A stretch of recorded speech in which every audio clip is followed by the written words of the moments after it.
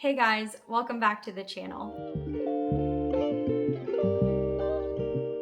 If you've seen any of my videos recently, you know that I've been talking a lot about Jell-O, and I mean a lot about Jell-O. Jell-O mold, Jell-O dishes, and they're Jell-O with strange Jell-O art, Jell-O molds, mini Jell-O molds, little Jell-Os, Jell-O cups, weird Jell-O molds. Last summer, I went to a museum and they had this whole section on vintage kitchen supplies and recipes.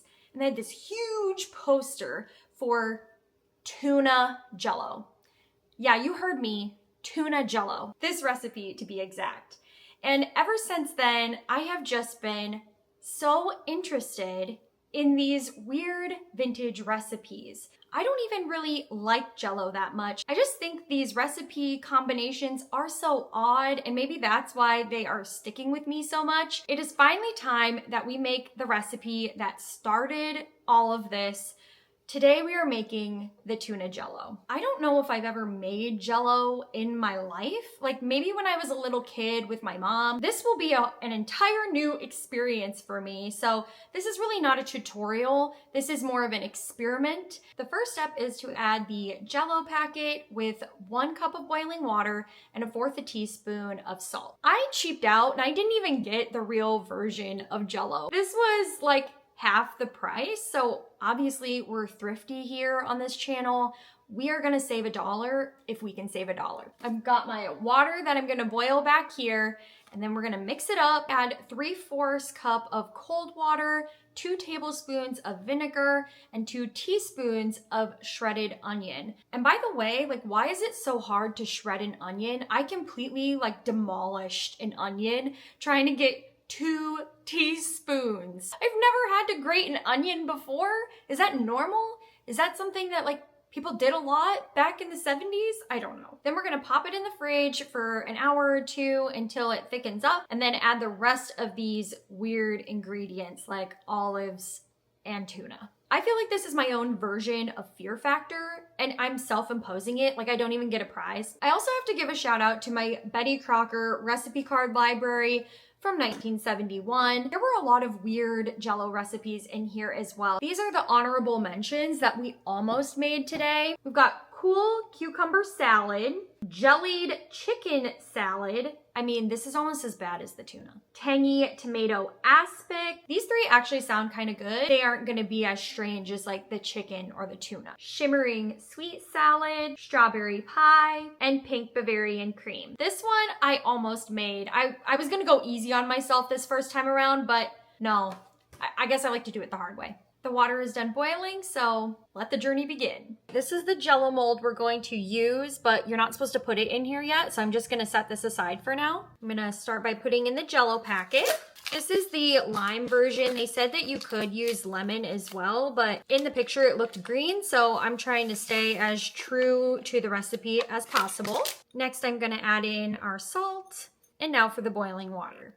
And it is boiling because I just spilled a little bit on my hand, and boy oh boy, that's a hot mama. I think we're just supposed to stir until it's dissolved and then add in the cold water. I think that's how it activates the Jell-O. I don't know the science behind this, you guys. I don't know a lot about Jell-O, even though I talk a lot about Jell-O. That looks pretty dissolved to me, so I think it's time for our other ingredients. I'm gonna start out with the cold water. It was in the fridge, so it's pretty cold. Now we've got our vinegar. Is this gonna turn out to be one of those things that actually tastes good even though it sounds really bad? I don't know. Is the sweet and the salty gonna be a good combo or not? And then we add in the onion. This doesn't look like a lot of Jell-O to me. Like, how is this going to fill up that whole container? I hope I'm doing this right. I don't know. Like I said, this is an experiment. Please don't follow what I'm doing unless you want to potentially be led astray. I mean, that's up to you. All right, let's stick this in the fridge and we will come back in an hour or so and add the rest of our ingredients.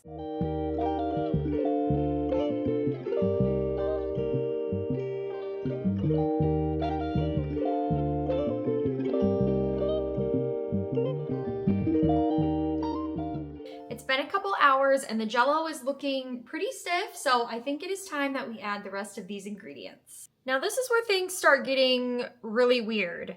We are adding cucumber, celery, Olives with pimentos and tuna. Let's do it, you guys. The most important ingredient, the tuna.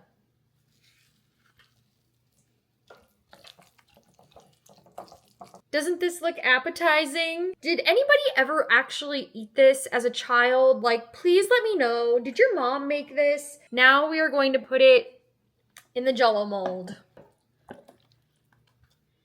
Here it is in the Jell-O mold. Now we are going to put it back in the fridge for another hour or two until it is fully stiff, and then we're going to try it. Let me tell you, I am really glad that this Jell-O mold has a lid, because there is a smell coming off of this, something fierce. Tomorrow is my trash day, so this might end up there. It's been another hour or so. It's finally ready to be tried. The infamous tuna Jell-O. I'm not quite sure how to get it out of this container. Like, do I just flip it over and it should come perfectly formed? If it doesn't come out perfect, I mean, I'll be okay with it. But of course, I would love for it to be in the shape of the mold. Fingers crossed. Oh, there, it just detached. Moment of truth. There. Ew, there it is. Oh my gosh. And here's the finished product. We did it, you guys. We made the tuna Jell-O. What do you think? Does it look like the original? We'll put the original here, and this is ours. You know, the recipe only called for 1 package of Jell-O, but I feel like they had to have used 2 or 3 packages to fill out that entire Jell-O container, because this is very thin. I like everything that's in here. I don't hate tuna. I like green olives. I like celery. I like cucumbers, pimentos, onions, like literally everything that's in here. But it's the combination that is really freaking me out. And like I said earlier, it's giving me Fear Factor vibes. Are you guys watching the new Fear Factor, by the way? We've been watching it, and honestly, I think it's pretty good. I do love Johnny Knoxville. He's very entertaining. Last week, they did their eating challenge. They had to eat these nasty pies. Like, I would have tapped out. There's no way. No way. This is my version. I am not very good with textures of foods. I was a vegetarian for many years. Even growing up, I was just very particular to texture. And that's one of the reasons I never liked Jell-O, is it was too squishy. And the only time I would be able to eat it was around Thanksgiving. My mom would usually make Jell-O with pineapple in it, or sometimes she would make lime Jell-O with carrots. So this is kind of the lime Jell-O with carrots amped up about 20%, 40%. 100%. Like, who am I kidding? This is a recipe from, I think, the 60s or 70s. Is this like something that people actually would eat? Or is this like something you would display? I could see this being like, oh wow, look at all the time and energy she put into making that fancy gelatin. I don't know if people were eating this like it was a delicacy. I'm done rambling. I'm putting this off. I'm putting it off because I'm scared. I know my dad is gonna watch this. He wants to see my genuine reaction. I'm not gonna hype this up. This is gonna be real.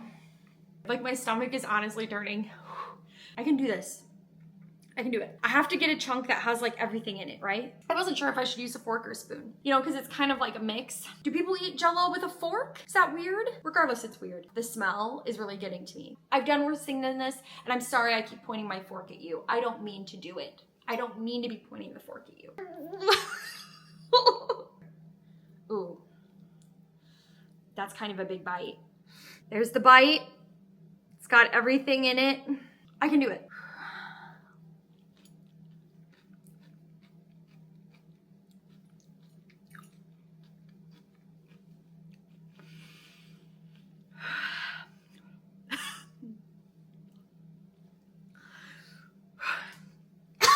That's not good. Don't make this. There's some weird flavor. Like, obviously there's a lot of competing flavors going on here, but there is something in there that has like a barf. It's a barf flavor. Like, I'm crazy, but I feel like I have to try it one more time. You know, like, sometimes you don't like something the first time you try it, and then you try it again and it's better. We're here to try another bite. I didn't go through all this work for nothing. I've been hyping up this Jell-O for well over 6 months. I just gotta do it one more time. Just one more time. I'm about to go to bed after this too. Like, I'm gonna have weird dreams because I ate this. Probably. Will I even be able to sleep? Like, I'm gonna be thinking about this in my belly. Yeah, I think this has everything in it. Another one with everything in it.